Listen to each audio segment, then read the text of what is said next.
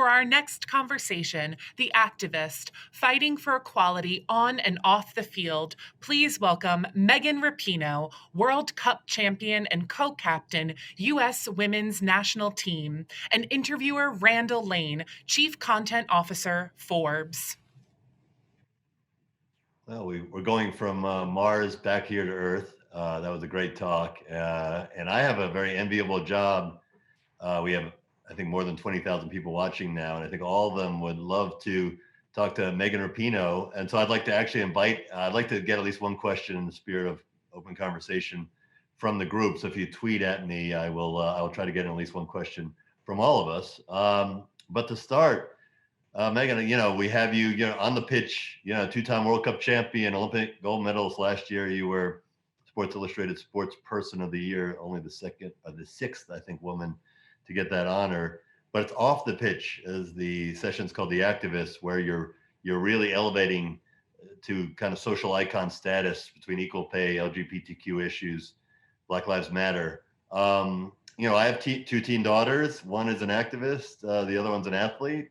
So they relate to you in different ways. So first, thanks for being a role model times two. But the real question then is, in the first question, how do those feed each other? How does being a world-class athlete and a world-class activist feed each other? I never really see anything as separate. Just because I, step onto the field and put a jersey on, that doesn't mean I'm not who I am. And just because I, step off the field and take the jersey off doesn't mean I'm not an athlete either. To me, I feel like we need to, use the talents and the skills and the powers that we have to make the world a better place in whatever way we can be most effective. And for me, I was, born with this amazing talent in being an athlete. And so how do I leverage that off of the field? Clearly on the field, I'm trying to, be the best player that I can. And reach my potential. And I think off the field, I'm trying to do that as well. And, unfortunately for female athletes, for women, for gay women, for marginalized people, we aren't always afforded the opportunity or the landscape to reach our potential. Oftentimes there's roadblocks and barriers. And so I feel like, as important as it is for me to do everything I can to be the best player, I also feel that it's important for me to do that off of the field. And so if there's a barrier in the way, then I think I just kind of have to bust it down. And then, to extend beyond myself, obviously we live in a country that, loves its sports, certainly loves its American athletes, is probably a little bit too obsessed with celebrity. But how do I leverage all of that for good? I'm finding myself in a position with the microphone, or winning awards, or being able to speak to people, or having people that are listening to me. So I feel a responsibility to, do what I can with what I have to try to make the world better in whatever way, I'm able to. Also loves a winner, and you guys have been as successful as any team and kind of in American consciousness over the last decade or so. So I think that probably feeds a lot of it too. Where did this activism drive come from? I mean, in reading your book, which is great, your upbringing, in Redding, California, it wouldn't seem to lead itself naturally to being an activist. Yeah, it's interesting. It doesn't really, but I think, during the process of writing the book and looking back on it and trying to, unpack how I ended up here and why I am the way that I am, from such a young age, my parents, my mom specifically, made it very clear to my twin sister, Rachel, and I, that just because you're popular or you're good at sports or whatever, like that doesn't really mean anything. Like, you need to be a good person. There's something more than, just being good at sports or being popular or being that kid in school. Why don't you use that for something good? And actually it's your responsibility to do that. So I think those sort of early seeds, albeit without the language or the word activist or any of that, we didn't really think about it like that or talk about it like that. I think those seeds were planted early. And then just, growing up, being able to mature on the women's national team around, 24, 25 other elite women, coming out as gay, understanding and trying to understand the world better. And I guess just sort of getting some real life lessons in, pay equity, discrimination, Gender equality is like, even for, LGBTQ plus people, like we've been able to marry each other for 5 years in this country, we're going on 6 years. Like that's nothing. We still have a long way to go. And so I think the more I learn, the more I see and understand it's really all connected. All of these injustices or, inequities and discriminations are sort of all connected. And so how do we leverage, the individual fights that we're all fighting for the sort of greater good of all of us? Well, to the extent they're connected, I mean, it really does seem like your journey has kind of been, a series of steps. I mean, maybe we can go through each one really quickly, but you first kind of put your foot out literally with the with pay equity before moving to LGBTQ plus, and then BLM. So maybe you could talk about your journey a little. Yeah, I think it's just that, getting on the women's national team pretty early, being really excited and thinking that like my paycheck was really big and that was the first job that I had. And then, not that it wasn't big, but realizing it probably should be a lot bigger than it actually was, especially considering the historic success of the team, but also just the success of the team since I've been on it, coming out as gay, starting to understand more clearly policy and legislature and why marriage wasn't legal and how that all came about. And then obviously, the history of our country, which we really aren't taught. We purposely aren't taught in our schools. We're sort of taught that, slavery was kind of this like thing and we're all over it. But obviously the legacy and the horrors of that are just deeply entrenched in our society in so many ways. And so I think it really, like the idea of intersectionality and how all things are connected, really just kind of stuck with me. And so I feel like when I'm talking about one thing can very easily go into the other. This is like a system, of white supremacy that really kind of benefits just like one kind of person. And that one kind of person is certainly not me. It's certainly not women or people of color, Black people, Indigenous folks. So I think for me, it's sort of the more I learn, the more I get into it, the more I realize it's all connected. It's connected, but as you pointed out in your memoir, there is a difference. I mean, you were talking about the difference in the reaction you got when you were the first white athlete, I think, to kneel following Colin Kaepernick's lead, and the difference, the public reaction that you felt different from pay equity or your advocacy for gays and lesbians. Oh, I mean, absolutely. There's no comparison, I don't think, to be made. I mean, I think we have a lot of injustices and discriminations happening in this country, but racial discrimination and racial inequity is America's sort of favored child, and one that we don't want to let go. One that we've really truly, like, I don't believe and I don't think have ever really tried to let it go and tried to reckon and have any sort of reconciliation, whether that's reparations or even just saying from the federal government or from the most important people that this is part of our legacy and we want to rectify that.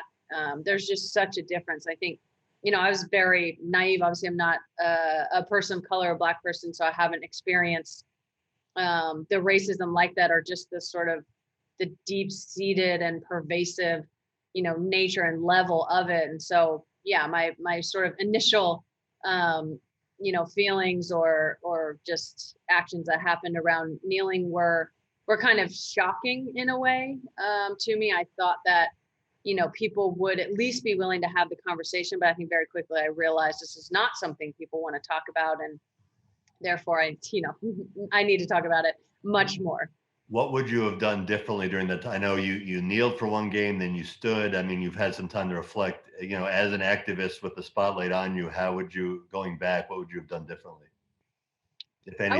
I wouldn't do anything differently. Obviously the Federation at that time chose to handle it the way they did. I never really saw the field again until the rule was made that all players had to stand for the national anthem, a rule which just earlier this summer they repealed and acknowledged, obviously, that they were, wrong at the time, and have since repealed that. I mean, the only thing that I feel like I still struggle with a little bit is, should I just have kept kneeling, even though they made the rule?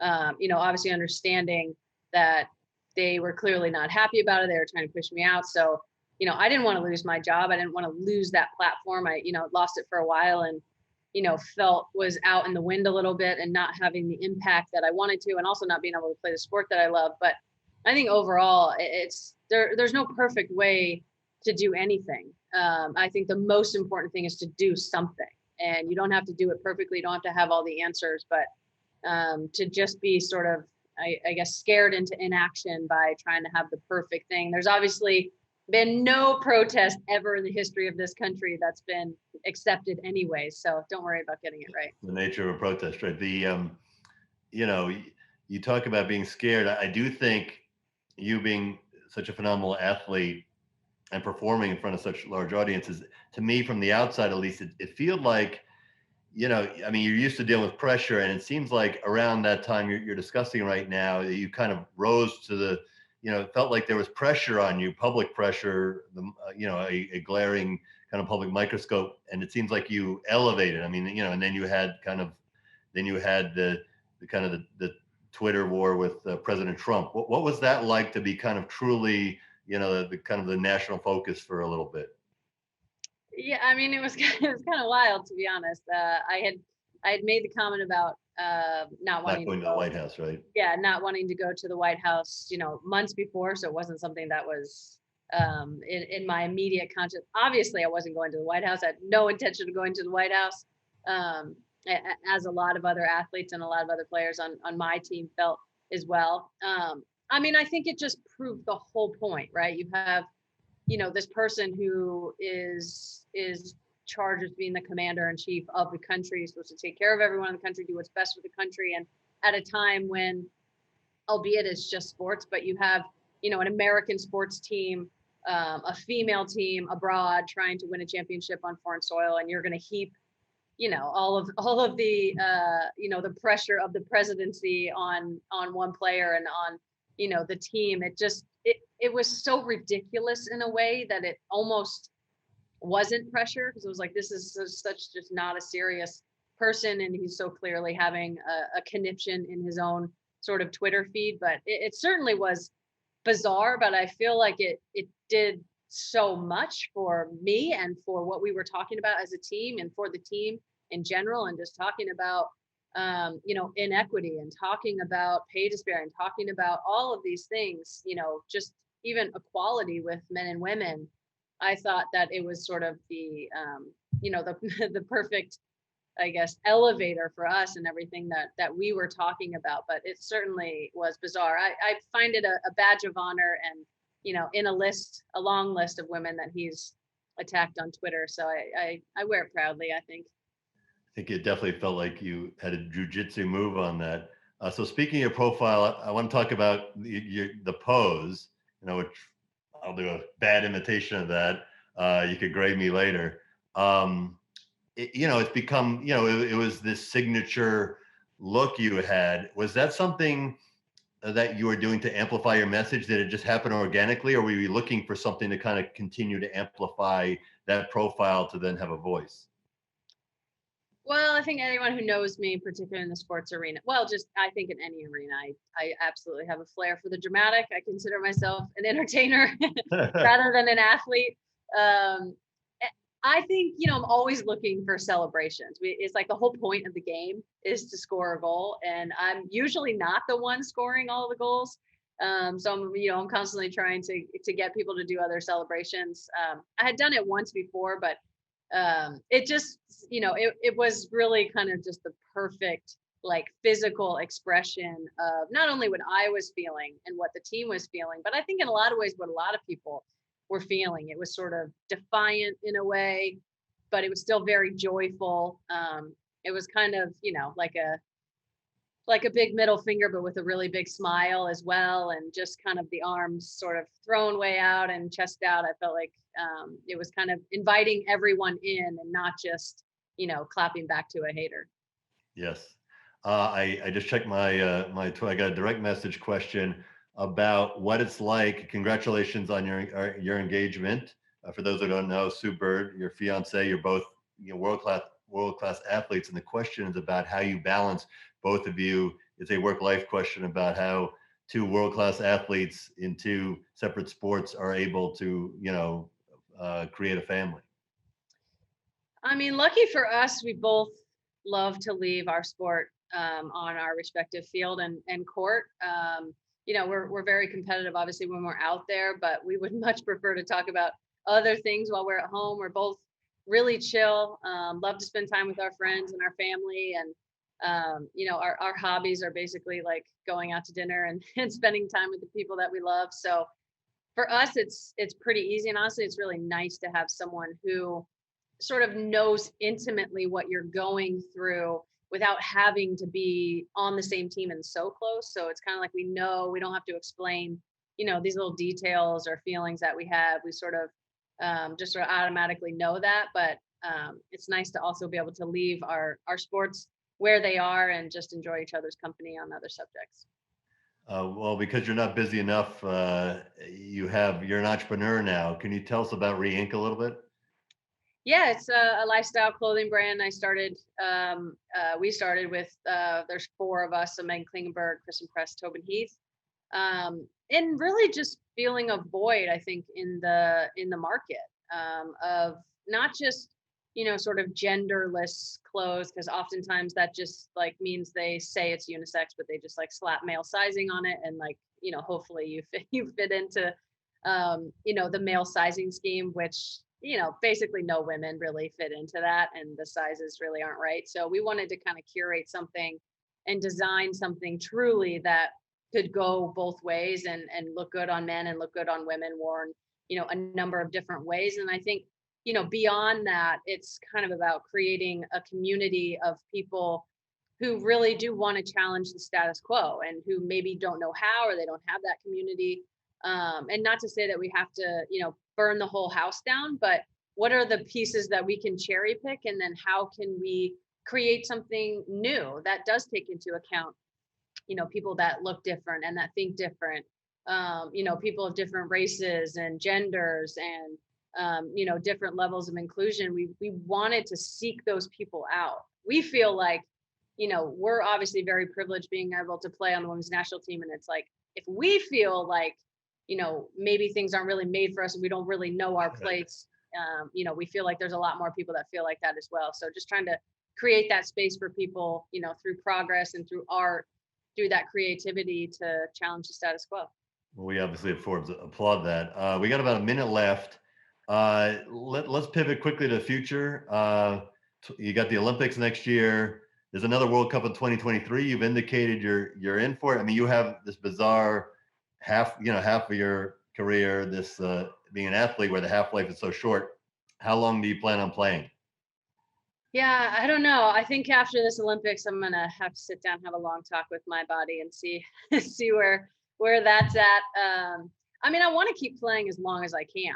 I've said that, from the beginning. We do have such a short time, really, in like the full span of our life to be an athlete. And I think sometimes it feels really long, like we've been doing this, forever. But I think when it's all said and done, if I'm, under 40, I still have so much of my life left. So I don't really want to cut that short. It's such a, an amazing job to be in, and it's taken me all over the world. So hopefully I'll be able to make it to Australia. The thought of being in Australia for a World Cup is pretty enticing. So I feel like I'll be clinging on for that one. Okay, good. And then what about then when you're done, whenever you hang it up, what's your future goals as an activist?